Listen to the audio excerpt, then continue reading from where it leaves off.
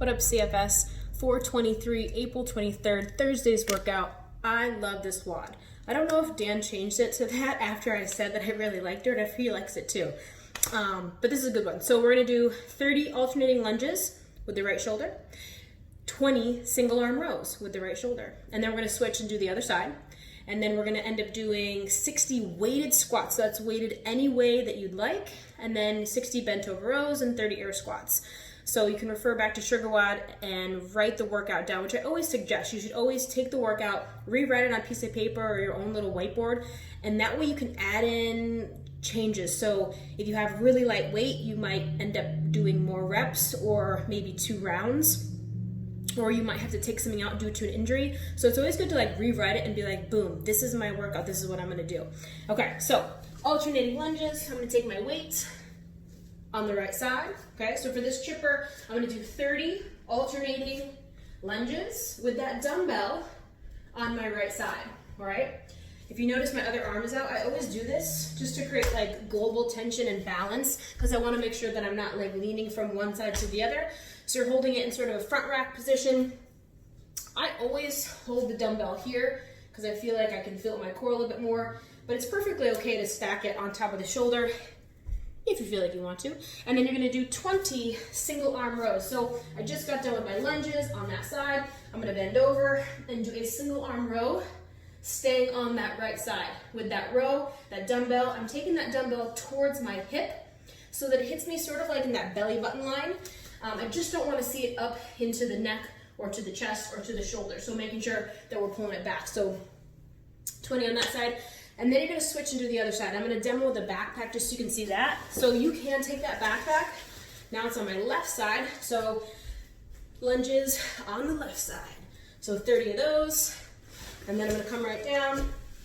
And I definitely wanna make sure that when I do my row, my backpack's on the ground right now, so I have to grip it differently. So in my bent over row, it's not necessarily hitting the floor, okay? So I've got my backpack, single arm row. Nothing's changing. With the other arm, I often mimic, even though I didn't have a weight in that hand, I often mimic that movement just so that I'm even on both sides and I'm not like rotating or twisting any which way. So you got your 30 lunges on the left, 20 single arm rows on the left, and then I'm gonna do 60 weighted squats. So that is pack front squat, pack backpack. You could even wear your backpack in the front and do your squats that way. Sort of a front squat without putting too much weight on your shoulders, which is nice.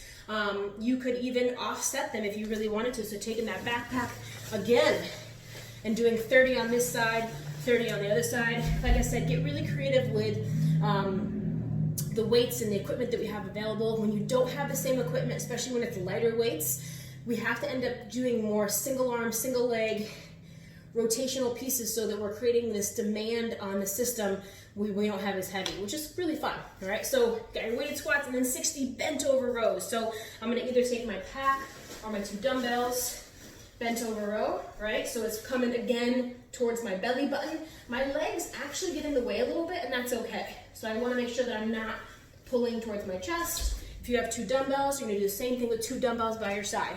And then you're finishing with 30 air squats. So arms out in front tends to give me a little more leverage, which I like. So that is your chipper. And then a little finisher, we're gonna do Tabata lateral run. So if you have the smart WOD timer, which is amazing, you click on the Tabata and it does it all for you. It tells you, it gives you like a 10-second like start, so it waits a little bit to get you set up. It goes for 20 seconds. It always gives you the halfway point, which is super helpful.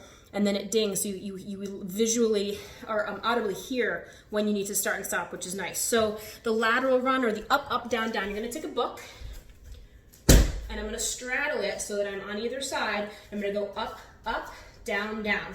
So quickly, it's gonna look like that, all right? So the bigger the book, the better. Usually I do this on like one of those Reebok steps. So it's a few inches high, so if you have the ability to stack up some books without slipping, you're gonna do 20 seconds on, and then you'll rest for 10 seconds, and then do another 20 seconds on. So get creative with your setup there. Give yourself, you know, like probably anywhere from like 4 to 6 inches is like a good height. And then making sure you're switching. So at the halfway or every other time, if you're going up with your right leg, make sure that at the halfway you switch and you go up with your left leg first. You're not going to be super out of balance, but I know Gina will be like, we have to be even. But anyway, yeah, I love this WOD.